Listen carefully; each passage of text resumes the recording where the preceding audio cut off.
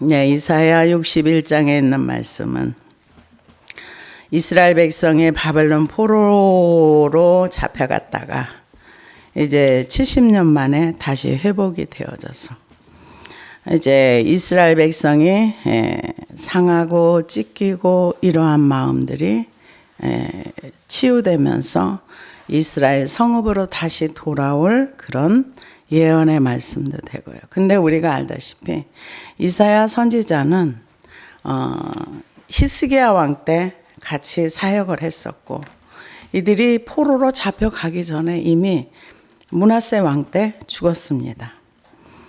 이제 그 히브리서에 보면 허리가 톱으로 켜서 이렇게 죽었다. 그게 이사야를 얘기합니다. 그래서 므낫세가 무죄한 자의 피를 많이 흘렸다. 이렇게 성경이 얘기하고 있습니다. 그런데 사람들의 머릿속에는 어떻게 이사야 한 사람이 시작부터 끝까지 포로기 때 돌아와서 천년왕국까지 예언을 할 수가 있는가. 그래서 이사야를 1 이사야, 2 이사야, 3 이사야 이렇게 세대별로 나눠가지고 이렇게 말씀을 하시는 분도 있어요. 근데 또 아니다, 하나님은 전능하시기 때문에 얼마든지 미래의 일을 어제 보는 것처럼 이렇게 하실 수도 있다. 저는 그런데 그 사회사본에서 이사야서에 그게 나왔는데 제1이사야, 제2이사야 그냥 두루마리 하나가 이사야서 이렇게 나왔다는 것을 한 몇십 년 전에 이렇게 발견했다. 그 어떤 양치기가 이렇게 돌을 심심해 던졌는데 뭔가 쨍그랑 소리가 나서 가보니까 그 안에 이런 게 있었다. 이런 얘기가 들었습니다. 그래서 이사야의 오늘 61장에 있는 말씀은 예수 그리스도에 대한 예언도 되고요. 바벨론 포로에 잡혀있던 그분들이 돌아와서 회복되는 것도 얘기를 합니다. 그래서 이스라엘 민족이 70년의 포로기를 끝나고 나서 이제 돌아와서 이사야 60장에 보면은 일어나라 빛을 발하라 이는 내 빛이 이르렀고 여호와의 영광이 내 위에 임하였음이라. 포로기로 잡혀갔다가 나라를 회복한 나라는 아마 이스라엘밖에 없을 겁니다. 왜냐하면은 우리가 전 세계 역사를 알고 있지만 역사 속에 있다가 사라져간 나라들이 한둘이 아니거든요. 많은 나라들이 역사 속에 왔다가 없어진 나라들이 얼마나 많습니까? 그런데 하나님께서는 그 아브라함과 언약의 백성이라 해서 끝까지 주님이 오실 때까지 아마 그 백성은 남아있을 겁니다. 왜냐? 하나님이 말씀하신 성경이 그래야 완성이 되거든요. 왜? 하나님이 아브라함과 언약을 하셨고 지금 현재도 아브라함의 후손들이 2000년 만에 나라를 회복하고 다시 주님이 오실 때 마라나타. 이게 돼야 되거든요. 그래서 지금 이스라엘 땅에는 놀라운 복음의 역사가 지금 현재 일어나고 있습니다. 이 전쟁통에 이스라엘에 있는 사람들이 예수님을 안 믿는 사람도 많이 있지만 이번에 한 300 몇십 명이 와서 예수님을 영접하고 믿기로 했다. 이거는 그 나라에는 어마무시한 겁니다. 어마무시한 거예요. 지금 300 몇십 명이라고 이렇게 했는데 막 전세버스로 대절해가지고. 근데 이 역할을 한국에 계신 분들이 물질로도 후원을 하고 선교사도 보내고 그래가지고 아마 저희 교단에서도 아마 그쪽에 좀 보내신 것 같아요. 그래가지고 이런 얘기를 들었어요. 지난번에 갔더니 전쟁이 났다고 선교사님 나갔던 분이 돌아온 거예요. 그러니까 왜 돌아오냐고 빨리 다시 가라 그래가지고 돌아오신 분을 다시 전쟁 난 그 지역에 가서 지금 봉사하는 거라고. 그래서 갔다는 얘기도 이렇게 들었습니다. 그래서 이 말씀은 예수 그리스도가 이 땅에 오셔서 말씀을 성취하시고 그 백성들 또 이 말씀을 제일 첫 번째는 유대 민족이 이스라엘의 바벨론 포로 생활이 끝나고 돌아와서 회복되는 걸 얘기를 했지만 예수님께서 사역을 시작하시기 전에 그 누가복음 4장 18절에서부터 쭉 나와 있는 내용 그대로입니다. 그래서 주 여호와의 영이 내게 내리셨으니 이는 여호와께서 내게 기름을 부사 가난한 자에게 아름다운 소식을 전하게 하려 하심이라. 근데 주 여호와의 신이, 이거는 하나님의 성령이 임하고 나서 일을 시작하셨다, 이렇게 볼 수가 있습니다. 그래서 주 여호와의 영이 내게 내리셨으니 이는 여호와께서 내게 기름을 부으사. 하나님께서 기름을 붓는다는 것을 성경에서는 메시아, 메사흐 이렇게도 쓰는데요.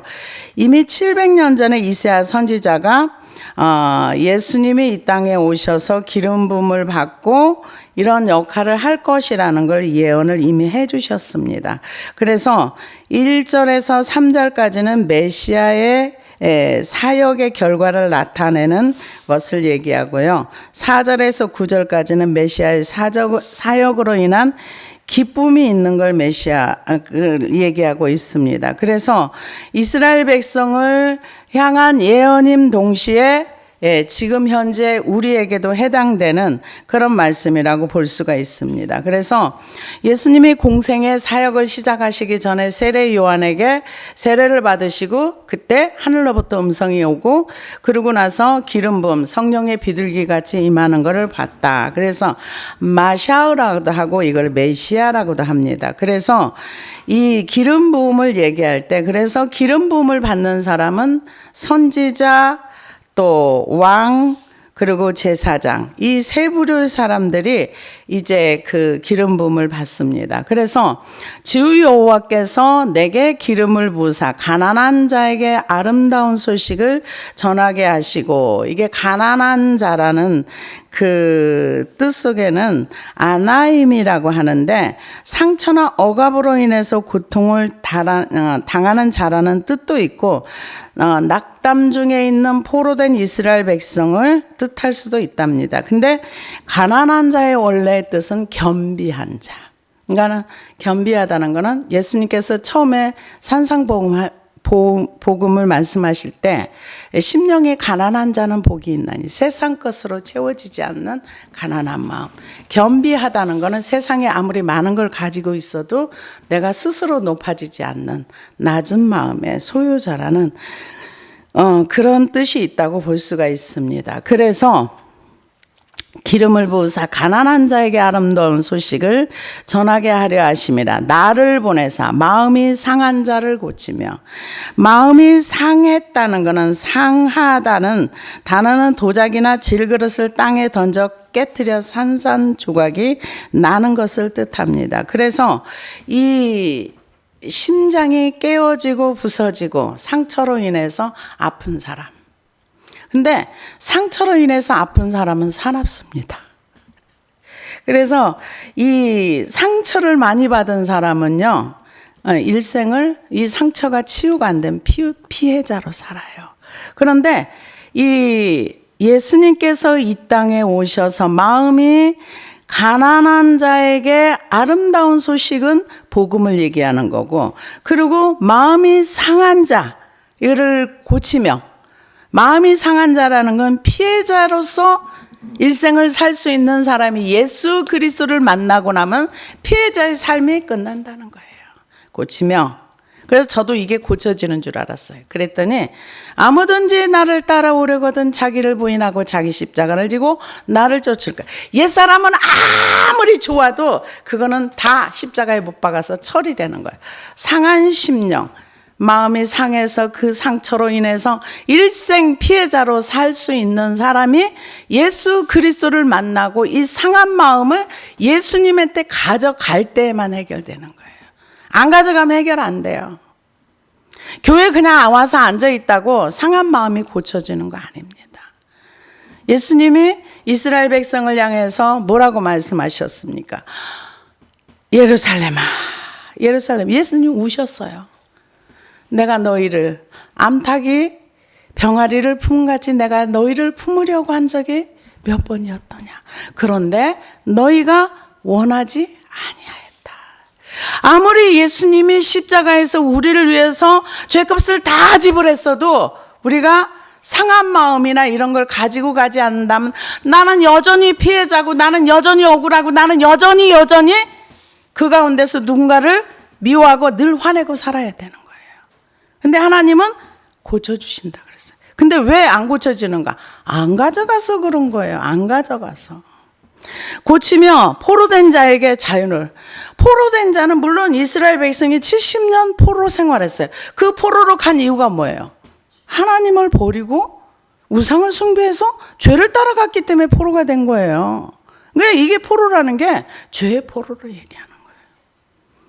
죄에 묶여 있는 것들, 죄의 사슬에 결박되어 있는 것들을 풀어주는데 가만히 있는데 풀어지지 않습니다. 예수님 앞에 가지고 나가야 돼요. 그래야 풀어집니다. 우리가 지난번에 삭개오가 예수님 만나려고 가서 예수님 만나고 나니까 그 좋아하는 돈 탁 포기했잖아요. 내가 반은 주겠나이다. 왜? 그 사람의 인생의 목적이 돈이었어요. 근데 예수님 만나고 나니까 자기의 가장 중요한 것이 아무것도 아닌 것처럼 느껴진 거예요. 그러니까 버리잖아요. 못 버리면 못 따라가요. 못 버리면 주님과 아무 상관이 없습니다.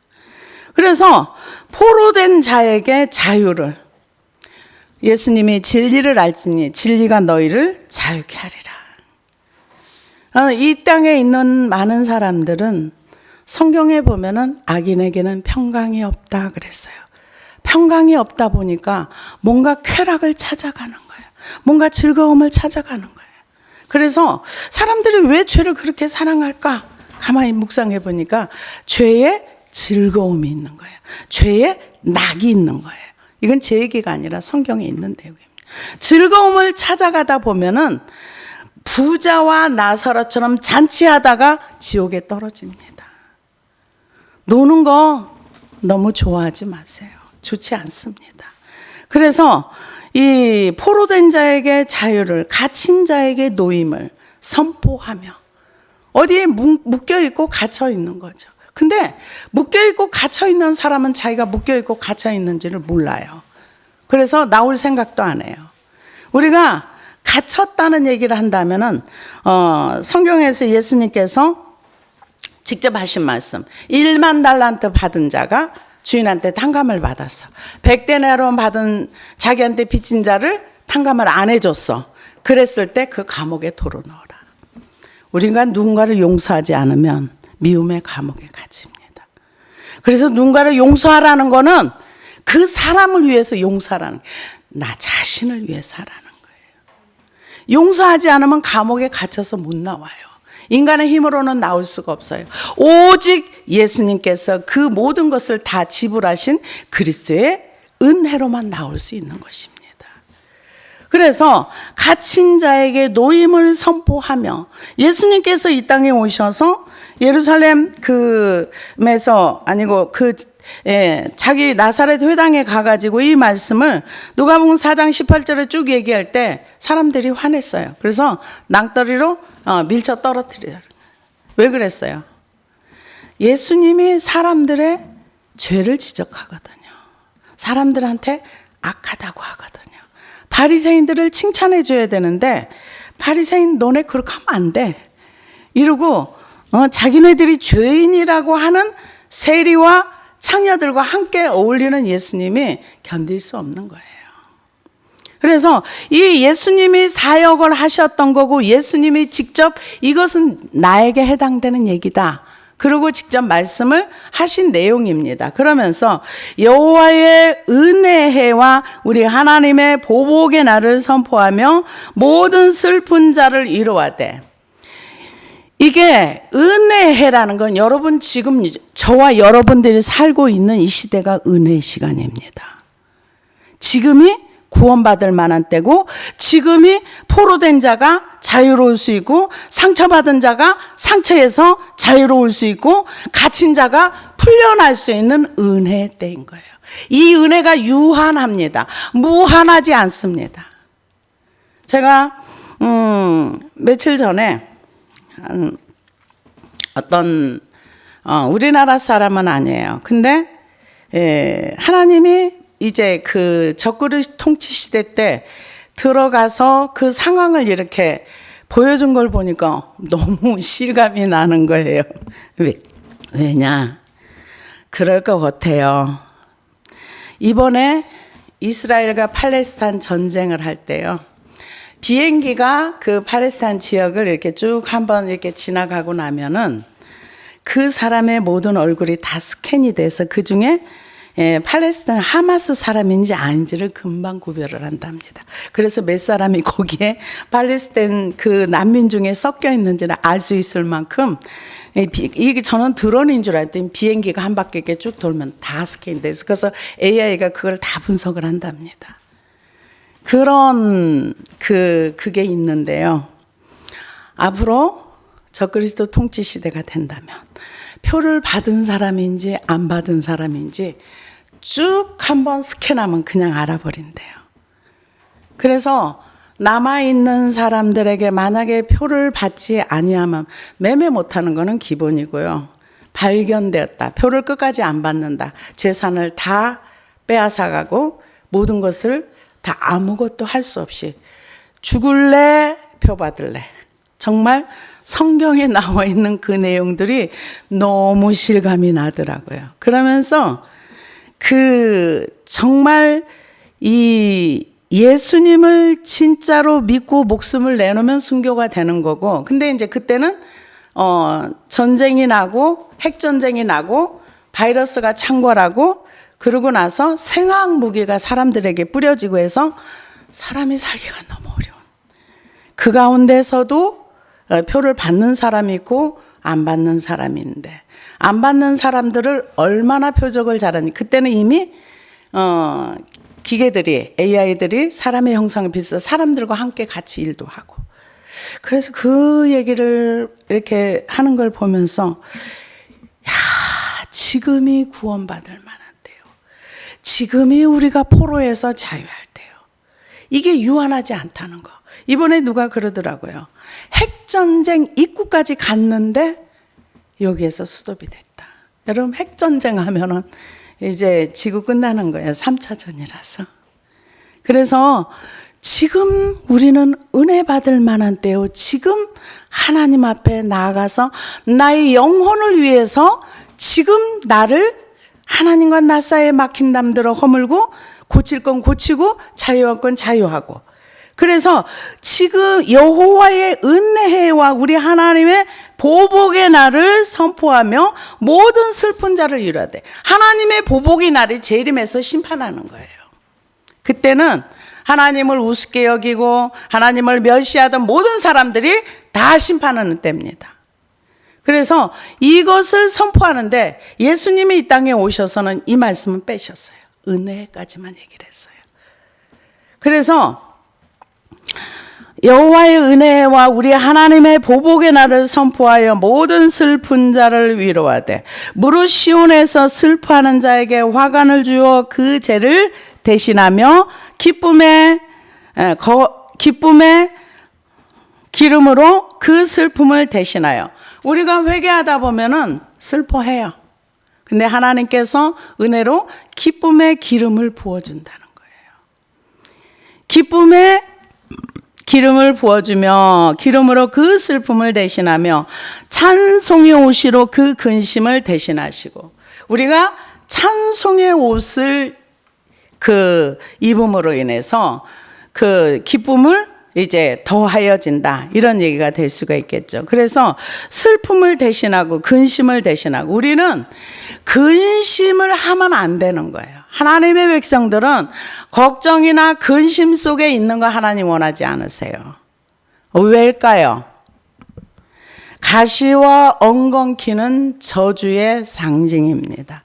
하나님의 말씀을 어겼을 때, 불순종했을 때 땅이 저주를 받아 가시와 엉겅퀴가 났어요. 그리고 마태복음 13장에 보면은 가시와 염려로 말씀이 결실하지 못하게 말씀을 막아버린다 그랬어요. 그런데 성경에서는 찬양의 옷으로 찬송의 옷으로 근심을 대신하고 그들이 의의 나무 곧 하나님께서 심으신 그 영광을 나타낼 자라 일컬음을 받게 하려 하심이라. 나무는요, 주인이 심어놓은 자리에서 뿌리를 내리고 자라갑니다. 하나님께서 나를 어느 곳에 심어놨든지 그곳에서 불평불만하지 아니하고 그곳에서 뿌리를 내리고 잘 자라서 열매를 맺으라는 겁니다. 여러분, 열매는요, 나무 자신이 먹지 않아요. 열매는 타인이 먹는 거예요. 열매는 자기가 가지지 않습니다. 열매는 타인에게 유익을 주는 거예요. 그래서 의의 나무를 누가 심느냐? 여기 하나님이 심으신다고 그랬어요. 어떤 사람이 찬송의 옷을 입고 자유한 사람에게. 그래서 그 영광을 나타낼 때 의의 나무가 심어지면서 하나님의 영광이 나타내는 거는 하나님을 인정하는 사람을 통해서 하나님의 영광을 받으세요. 우리가 성경에 보면 요셉이 형통한 자가 되었더라. 요셉이 하나님을 인정했거든요. 그냥 형통한 자가. 나중에 하나님의 영광이 드러납니다. 그래서 그들은 오래 황폐하였던 곳을 다시 쌓을 것이며 옛부터 무너진 곳을 다시 일으킬 것이며 황폐한 성읍 곧 대대로 무너져 있는 것들을 중수할 것이며 외인은 서서 너희 양떼를 칠 것이요 이방 사람 너희 농부와 포도원 지기가 될 것이나. 지금 그 70년 포로 생활을 하고 온 사람들이 성벽을 쌓고 다시 나라를 회복했습니다. 그러면서 오직 너희는 여호와의 제사장이라 일컬음을 받을 것이라. 사람들이 우리 하나님의 봉사자라 할 것이며 너희가 이방 나라들의 재물을 먹으며 그들의 영광을 얻어 자랑할 것이라. 너희가 수치 대신에 보상을 배나 얻으며 능력 대신에 몫으로 말미암아 즐거워할 것이라. 그리하여 그들의 이 땅에서 갑절이 나오고 영원한 기쁨이 있으리라. 지금 이방인들이 그 땅에 많이 들어가서 그들과 함께 이렇게 그들의 영혼을 놓고 하나님께 올려드리고 봉사하는 일들이 지금 현재 일어나고 있습니다. 그러고 나서 물론 나 여호와가 정의를 사랑하며 불의와 강탈을 미워하여 성실히 그들에게 갚아주고 그들과 영원한 언약을 맺을 것이라. 그들의 자손을 문 나라 가운데에서 그들의 후손을 만민 가운데 알리리니 무릇 이를 보는 자가 그들은 여호와께 복받은 자손이라 인정하리라. 내가 여호와로 말미암아 크게 기뻐하며 내 영혼이 나의 하나님으로 말미암아 즐거워하리니 이는 그 구원의 옷을 내게 입히시며 공의로 겉옷을 내게 더하심이라. 신랑이 사모를 쓰며 신부가 자기 보석으로 단장한 같게 하셨음이라. 이 얘기는 하나님께서 여호와로 말미암아 크게 기뻐하면서 하나님께서 이제 구원의 옷을 입혀줍니다. 구원의 옷은 우리가 대가를 주고 입는 게 아니에요. 믿음으로 입는 겁니다. 그래서 마태복음 22장 10절에 13절에 보니까 종들이 집에 나가 길에 나가 악한 자나 선한 자나 만나는 대로 모두 데려오니 혼인 자리에 손이 가득한지라. 임금이 손을 벌어 들어올새 거기서 예복을 입지 않은 한 사람을 보고 가로되 친구여 어찌하여 예복을 입지 않고 여기 들어왔느냐 하니 저가 유구무원이거늘 임금이 사원들에게 말하되 그 수족을 결박하여 바깥 어두움에 내어 던지라. 거기서 슬피 울며 이를 갈미 있으리라 하니라. 이 얘기는 하나님께서 초대할 때 그 사람이 선한 사람인가 악한 사람인가 이게 중요하지 않아요. 교회는 선한 사람도 오고 악한 사람도 옵니다. 근데 제일 첫 번째는 하나님께서 하라는 걸 해야 돼요. 예수를 믿어라. 이걸 믿어야 되는데 끝까지 믿지 않고 공동체 안에 있다가는 주님 나중에 오시면 천국에 못 들어간다는 얘기예요. 자기가 이 구원의 옷을 입으려면은 자기 옷을 벗어야 돼요. 그래야 입을 수 있습니다. 그러고 나서 의의 겉옷이라 그랬는데 이거는 몸 전체를 이렇게 덮는 그런 옷이랍니다. 그래서 시편 132편 9절에 보니까 주의 제사장들은 의를 입고 주의 성도들은 즐거이 외칠제. 의를 입는다 이렇게 표현을 했습니다. 근데 요한계시록 19장 7절에서 9절을 보니까 우리가 즐거워하고 크게 기뻐하여 그에게 영광을 돌리세. 어린 양의 혼인 기약이 이르렀고 그 아내가 예비하였으니 그에게 허락하사 빛나고 깨끗한 세마포를 입게 하셨은즉 이 세마포는 성도들의 옳은 행실이로다 하더라. 천사가 내게 말하기를 기록하라. 어린 양의 혼인잔치에 청함을 입은 자들이 복이 있도다 하고 또 내게 말하되 이것은 하나님의 참되신 말씀이라 하기로. 그러니까 구원의 옷은 우리가 믿음으로 받아들이면 구원의 옷이 입혀집니다. 그러나 의의 겉옷은 성도의 옳은 행실. 그 옳은 행실의 기준이 내 기준이 아니에요. 내 기준은 옳은 행실에 나의 의는 더러운 옷과 같다 그랬어요. 하나님이 보실 때 나의 의는 니느웨로 가라 그러는데 그 말씀은 순종하지 않은 요나와 똑같은 의예요. 그 나의 의의 옷을 벗어버리고 하나님이 옳습니다. 하나님이 옳다고 말하는 것을 내가 인정하고 내 삶 속에서 그것을 실천하는 사람. 성도의 옳은 행실이라 그랬어요. 야고보서에 보면은 믿음이 있다고 하는데 믿음의 행실이 안 나와요. 그러면 그 믿음은 죽은 믿음이라 그랬어요. 성도의 옳은 행실이 의의 세마포 옷을 공의의 겉옷을 입는 거라는 거죠. 그런 사람은 누군가 신부라는 겁니다. 어린 양의 혼인잔치에 참여한 사람이 성도의 옳은 행실에 의의 세마포옷을 입었다 이렇게 얘기를 합니다. 그래서 구가 그 옷을 내게 입히시며 공의의 겉옷을 내게 더하시며 신랑이 사모를 쓰며 신부가 자기 보석으로 단장함 갖게 하셨습니다. 신부가요 자기 보석으로 지가 저를 단장하는 거예요. 누가 나를 단장해 주지 않습니다. 하나님이 내게 주신 기회를 잘 선용해 가지고 성도의 옳은 행실을 하려면은 철저하게 자기를 부인하고 자기 십자가를 지고 주님을 따라갈 때 나라는 존재가 주님과 함께 죽었을 때 주님과 합하여 주님이 원하시는 그 삶을 우리가 살아낼 수 있는 것입니다. 그게 성도의 옳은 행실이고 공의의 겉옷입니다. 그래서 신부 단장을 누가 하는가? 내가 하는 거예요. 누가 해주지 않습니다. 누가 내 대신 신부 단장 해주지 않아요. 내 몸을 내가 가꾸고 내가 신부로서의 삶을 살아내야 되는 것입니다. 믿음 없는 자가 아니라 믿음 있는 자의 삶을 살아내야 되는 것입니다. 그러면서 땅이 싹을 내며 동산이 거기 뿌린 것을 음돋게 한 같이 주 여호와께서 공의와 찬송을 모든 나라 앞에 솟아나게 하시리라. 하나님께서 이제 땅이 싹을 낸다는 것은 하나님께서 촉촉하신 땅에 메시아가 오면 하나님께서 진리의 의가 돋아나고 잘 자라서 하나님의 나라를 이루고 그 택하신 백성을 모으시고 훈련하신다는 얘기예요. 땅이 싹을 내며 동산이 거기 뿌린 것을 음돋게 한 같이 주 여호와께서 공의와 찬송을 모든 나라 앞에 솟아나게 하리라. 왜 교회가 타락할까요? 복음이 사라지는 거예요. 복음의 기쁜 소식이 사라지고 하나의 그냥 사교장이나 이런 걸로 이렇게 변절되어 가는 거. 근데 참 기쁜 소식도 있긴 있어요. 왜냐하면 영국이나 이런 쪽에 교회들이 대부분 이단한테 팔리고 지금 현재 우리나라도 그래요. 이단한테 교회가 많이 팔립니다.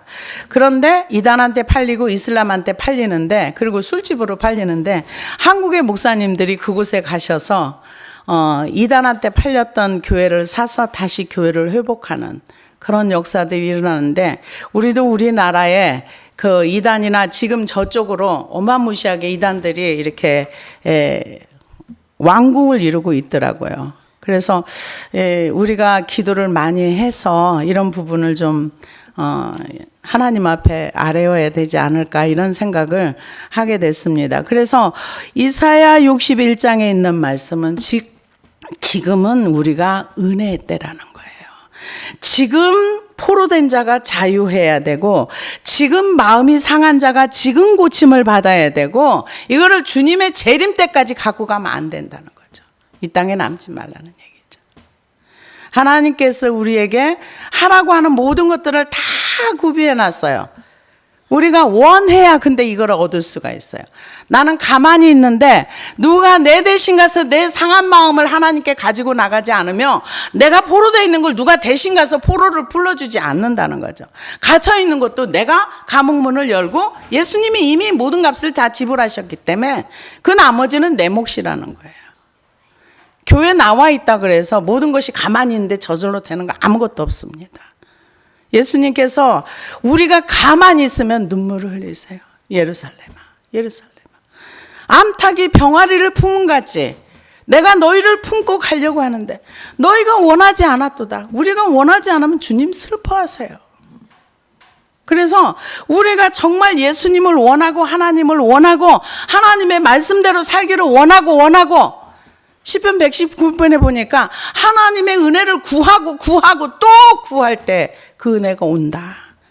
근데 우리가 그렇게 은혜 구하는 사람이 누가 있어요? 줄라면 주고 말라면 말고 하려면 하고 말라면 말고 이러지. 하나님을 원하는 사람이 누가 있냐고요. 근데 우리는 원해야 돼요. 하나님의 은혜를 구하고 또 구하고 원하고 또 원할 때 우리 주님이 우리에게 은혜를 부어주시는 줄로 믿습니다. 기도하시겠습니다.